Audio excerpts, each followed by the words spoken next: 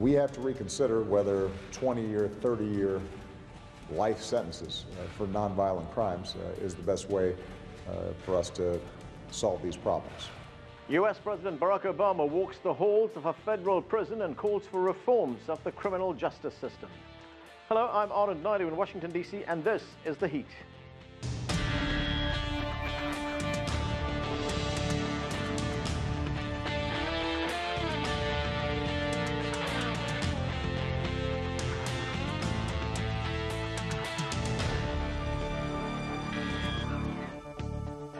It was a stunning admission from a sitting president. U.S. President Barack Obama told inmates at an Oklahoma prison he could have wound up in prison if circumstances had been different. The president is calling for major reforms of the criminal justice system, including reducing harsh punishments for nonviolent drug offenders and better rehabilitation programs. According to the U.S. National Research Council, more than 2 million people are locked up in the country, with the majority of inmates black or Hispanic. It's the largest prison population in the world at a cost to American taxpayers of $80 billion a year. During his speech, President Obama stressed the importance of giving troubled teenagers a second chance.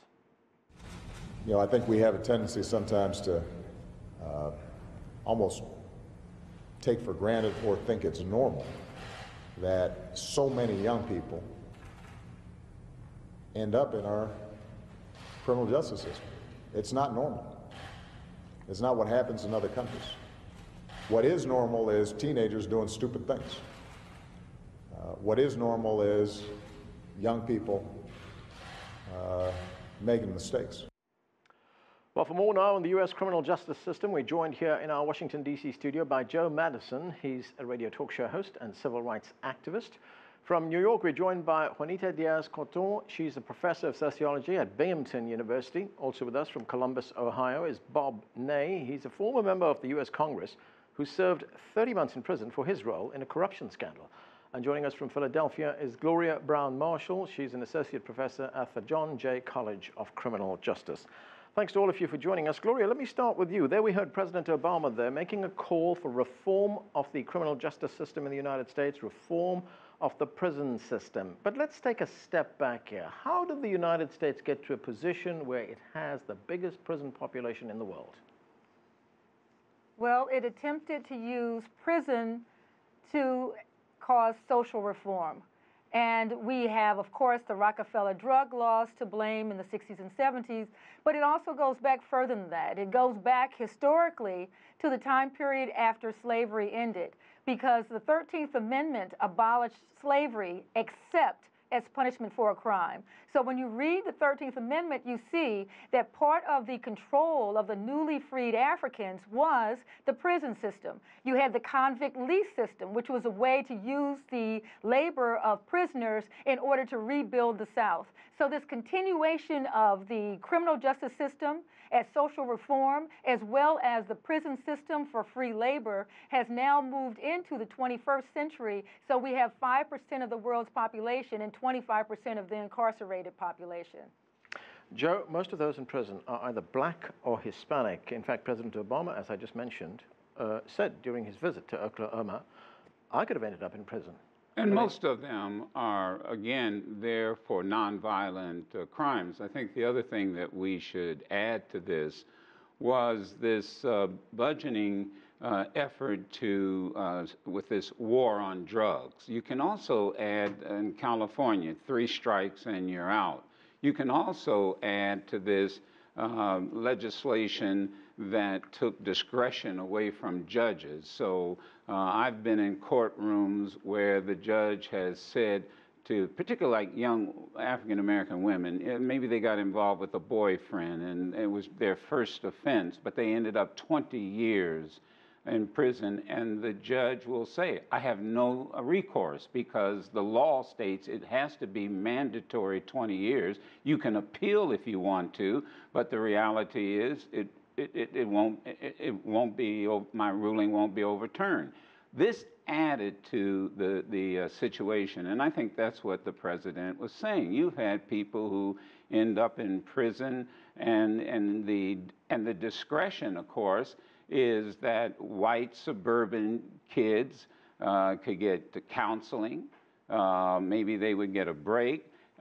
In Washington, D.C., remember, it's a federal offense because we're not a state. Right. Bob, you've been a congressman. You've served time in prison, as I mentioned, 30 months. What was that experience like? And did you see any evidence while you were in prison that an attempt was made or is being made to rehabilitate prisoners, to allow them to have a life when they leave prison? Well, in 2013, I wrote a book called Sideswipe, where I included a lot of language about the reality of prison. And I wanted to do that, and it was horrific, not for me. That's not what the book's about, but it was horrific for people. And still for my brothers and sisters who are in prison, and they don't have the opportunity to speak out. And I've got to applaud President Obama for doing the right thing and taking this step. And I'm in shock, frankly. I was a Republican congressman. When I see Speaker Boehner, who is a very, very partisan person, but on this issue, he's actually coming around and making some statements. So we have a window of opportunity. I was in complete shock when I went to prison of what I saw. I was a lawmaker. I became a lawbreaker. And what I saw was absolutely outrageous all the way around. It is warehousing. Let me make that clear. And people used to say, and I bought into it, well, you know, 78% are minorities, and I guess they commit 78% of the crime. They don't. There is absolute discrimination. A lot of people don't have the ability of legal representation, long sentences. So what I saw absolutely amazed me. In fact, I had made a statement that maybe people who wanted to be in Congress ought to go to prison first, then come out and take a look at the real world of what we have to deal with for people that are incarcerated. Right, and here's another figure, Juanita, that I saw while researching this show. Women make up 9% of the U.S. prison population. That's about 200,000 women are in prison, according to the International Center for Prison Studies. Or if we put it another way, if we take all the women who are in prison in the world, the U.S. has a women's prison population of 1/3. Why is the U.S. locking up women at such an alarming rate? Well, I wanted to talk a little bit about the history of why there's incarceration in the United States, because it has to be situated within a historical context, and the context is that the war on drugs was a response to the political movements of the 1960s, 1970s, by whites, by poor whites, by women, by welfare recipients, by African Americans, by Native Americans, by prisoners, by lesbians and gays, by international groups that sought liberation in third world countries. The U.S., it is within this context that Richard Nixon says that drug addicts are the main problem in the United States. It's an attempt by the United States to regain its hegemony within a context where it's being questioned even by white women within the women's movements. And Latin American people have been criminalized, not only the women. And it's not only a Latin American person here and there. It's Latin American people in 19 Latin American countries plus the United States.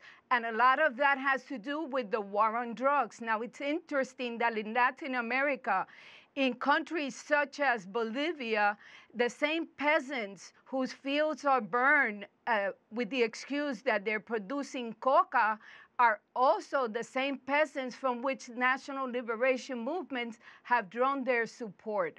So in terms of Latin America, you have U.S. advisors, U.S. military weapons, U.S. money going into those countries to subdue not only people who are trying to make a living, but also to subdue revolutionary movements. Coca has been used in Latin America for 3,000 to 5,000 years without any problem. It's only when the Europeans begin to demand cocaine and other drugs that it has become a problem. Let's not forget that the ones who demand the drugs are basically Europeans in the United States. It's not people of color. Okay, Gloria, I want to get back to how we got here. I mean, if we look just at our recent history, the former President Bill Clinton admitted that the so-called 3 strikes policy during his administration played a huge role in the high number of prisoners we now see. But let's take a listen to what he said. The problem is the way it was written and implemented is we cast too wide a net. We have too many people in prison. And we wound up putting so many people in prison that there wasn't enough money left to educate them, train them for new jobs, and increase the chances when they came out that they could live productive lives. So I think one of the most hopeful things that's happened in American life is this broad-based, I mean, going from conservative Republicans to liberal Democrats and people in between saying, there's too many people in jail, we're not doing enough to rehabilitate the ones we can rehabilitate, we're wasting too much money locking people up that don't need to be there. And I think any policy that was adopted when I was president in federal law that contributed to it should be changed. So that is quite an admission from President Clinton there, Gloria. But, you know, he talks about hopeful change. But the point is that the people who were sent to prison for decades, 20 years, 30 years, their lives have been destroyed. They can never get that back. And what we need to know is not only did he have the 3 strikes rule, he also put in millions of dollars in policing into the inner cities during the time period of the so-called crack cocaine war that they said the war on drugs became this war on the inner cities. And so you have a lot of young people under the sentencing guidelines who were receiving 5 to 10 to 20-year sentences for possession of crack cocaine. At the same time, you had the discrepancy between how much had to be in possession of a person to receive 5 years if it was powder cocaine. So that discrepancy led to a spiked increase in the number of people in urban communities being sought after because the police had the budget in urban communities to go after those communities. It's like fishing in a barrel, as well as those people, because they had 5 grams of crack cocaine, going to prison for 5 years. So all of these things were also part of the Clinton legacy. Joe, does it surprise you? During the Clinton legacy, Yeah. there were added 50 more crimes for which you could get the death penalty.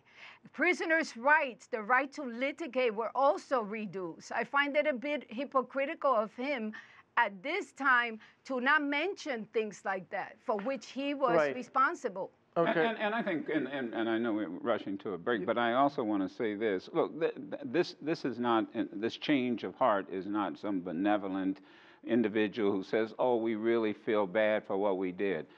Several years ago, I did a major conference on race and crime, and we had Associate Justice Boehner come to Breyer, come to our conference, and he said, and this was 6 years ago, states are not going to be able to afford it. And you're going to watch them change the policy as it relates to prison. And he was right 6 years ago. This is about finances. This is about money. This is about the fact that states are going broke.